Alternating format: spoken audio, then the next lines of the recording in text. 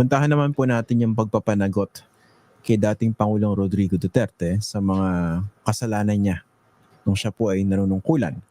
Okay? Unahin po natin yung issue ng ICC. Of course, yung mga information na nanggagaling kay former Senator Sonny Trillanes regarding the possibility that an arrest warrant might be issued within the year against Duterte and other key personalities during his administration.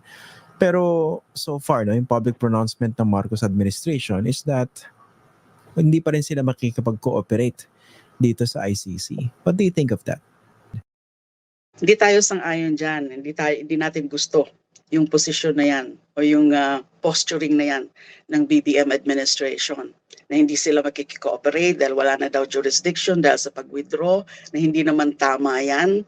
So kung anumang advice na nakuha ng Pangulo tungkol dyan ay mali yan, kasi malinaw naman sa Rome Statute at sinabi rin yan ng ating Korte Suprema sa isang kaso na yung withdrawal ay hindi ibig sabihin, hindi na pwedeng mag-exercise ng jurisdiction ang ICC dun sa mga krimen na nangyari nung miyembro pa tayo. That means from 2001, from 2011 to 2019, nung naging effective yung withdrawal. So yun ang hindi natin gusto. Pero hindi naman malayo na isipin natin na siguro naman, lalo na pag nandyan na yung warrant of arrest, ay magbabago na ng isip ang BBM administration and would now aid in enforcing the arrest warrants. But, you know, the ICC process takes a long time. Yes, we are expecting, anticipating, and certainly hoping for the issuance of the warrant of arrest soon, within this year. And it, you know, the probability is high. Kasi nga, patapos na yung investigation ng ICC mula nung nag-authorize na yung pre-trial chamber to resume the investigation in 2024. I think, if I'm not mistaken, in 2023, in July 2023. So, ongoing investigation and it's probably patapos na. So marami na silang nakalap ng mga ebidensya na sufficient to indict Mr. Duterte and all other yung mga cohorts niya, including now Senator Bato de la Rosa. Now, but it would be a long process. Dahil we can anticipate that pag nandyan na yung warrant of arrest, the Duterte camp will most probably challenge the arrest warrant before the local courts or before a local court. And, you know, magkatakot-takot na ang pressure niyan sa judge o sa court na mag-handle ng kaso na yan kung kikilalanin yung arrest warrant. At kahit alimbawa ma-enforce na yung warrant of arrest and, you know, ma-turn over na, ma-surrender na si Mr. Duterte to ICC, ay sigurado na ika-question pa rin nila. You know, the legal tussle about the issue of jurisdiction would still be there, would still be happening. Lalo na yung naging desisyon ng appeals chamber is hindi naman unanimous. Two dissented on the issue of jurisdiction. So I'm sure that Duterte's camp would still be raising the same issue of jurisdiction. But then again, kahit nga ganon, na magiging protracted pa rin ang magiging proseso sa ICC, the mere fact alone na merong magkakaroon ng warrant of arrest, at pag nandyan na ang warrant of arrest, is such a big thing. Grabe ang impact niyan sa larangan ng politika, sa ating, you know, in our life as a nation, na wow, you know, a former president is now being made to account before an international body. Kaya yun, ICC actually is our only hope, is for justice and accountability for the thousands killed in Duterte's time. Dahil nga, wala naman tayong nakikita na any local investigative body or a prosecutorial arm of the government investigating and prosecuting Mr. Duterte for those crimes against humanity. Yung nga, nabanggit nyo yan, no? Kasi nga ngayon, iniimbestigahan po ng House Committee on Human Rights itong mga paglabag daw sa karapatang pantao during the Duterte drug war. Na-monitor niyo po ba at least based sa mga balita na naging takbo ng proceedings? And what do you think? Well, first let me say that it's at least 5 years late. Dapat noon pa yan ginawa.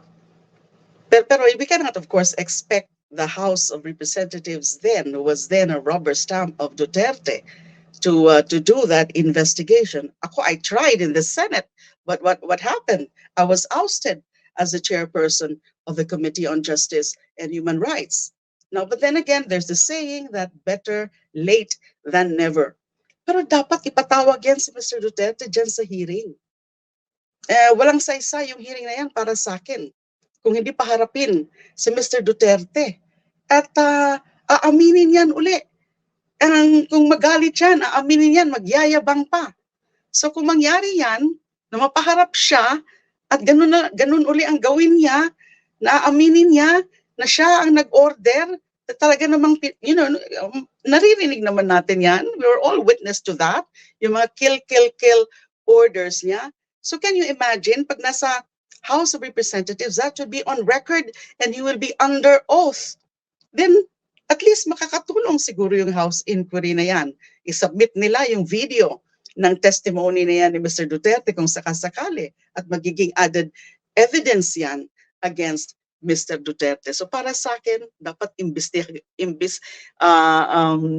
dapat they should also invite Mr. Duterte in that hearing.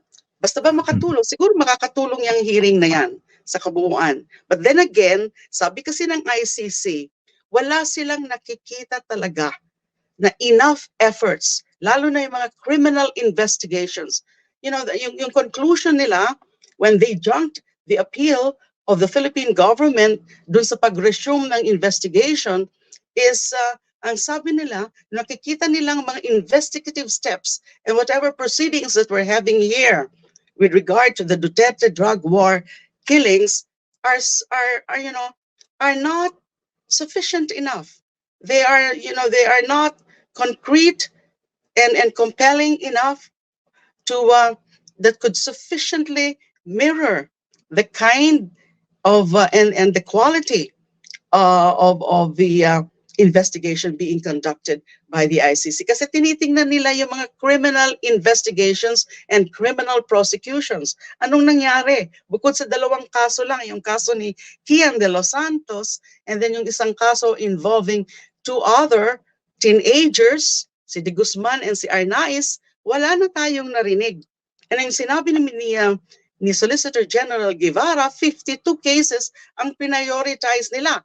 They're supposed to be investigating 900 cases lang out of the 20,000 or more na mga killings under the Duterte drug war.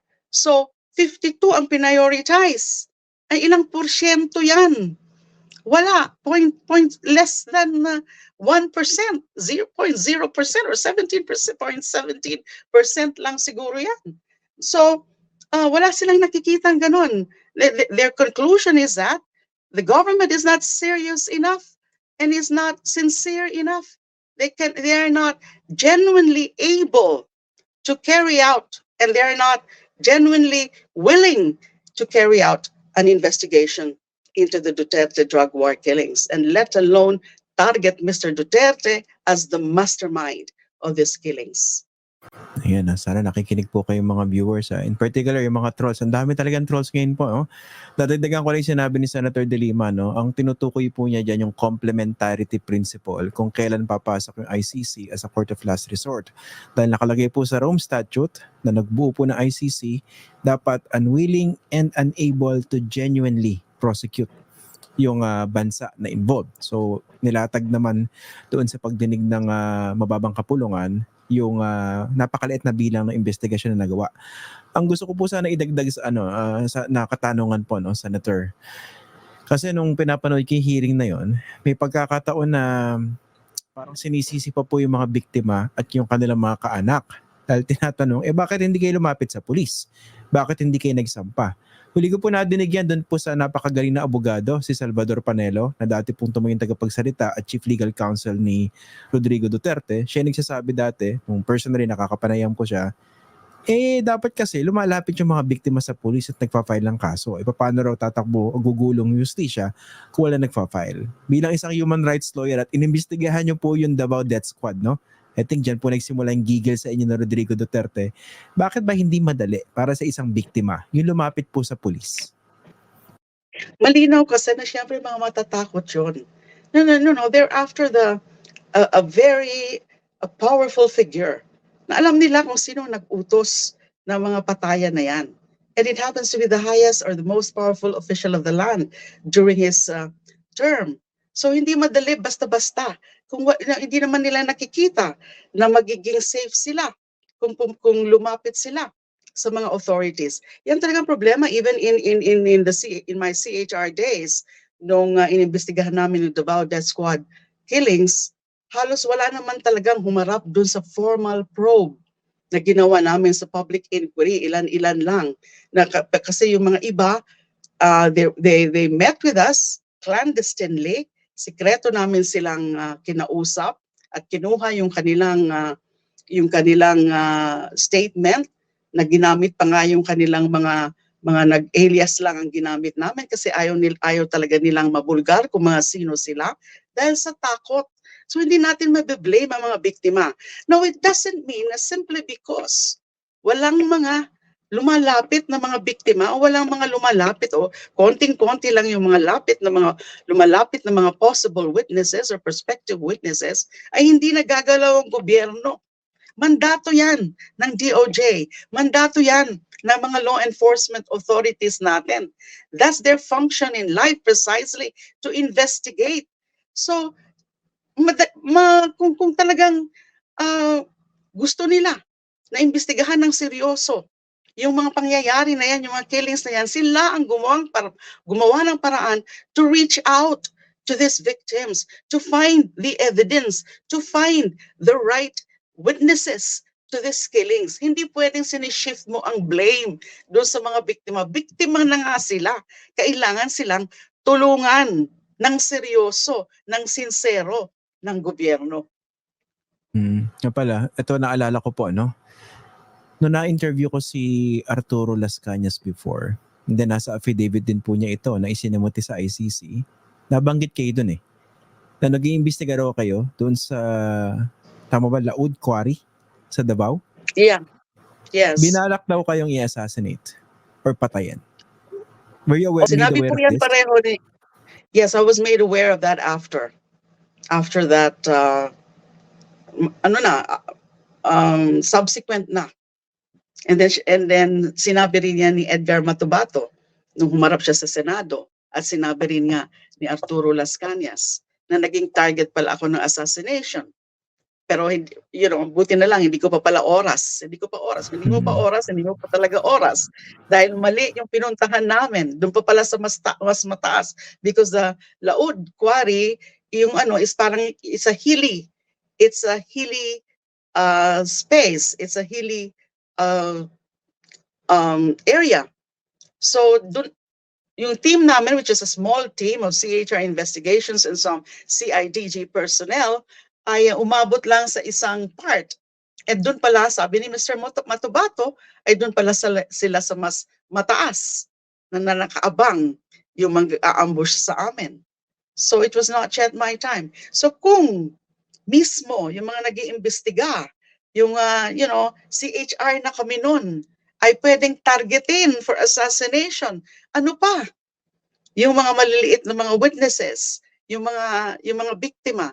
Kaya nga, it's up for the government to undertake certain steps, concrete steps, na mapalapit sila sa gobyerno na para mag-cooperate. And it's up to the investigators and the law enforcement authorities to look for evidence. And mas maganda kung nagko-cooperate siyempre ang family.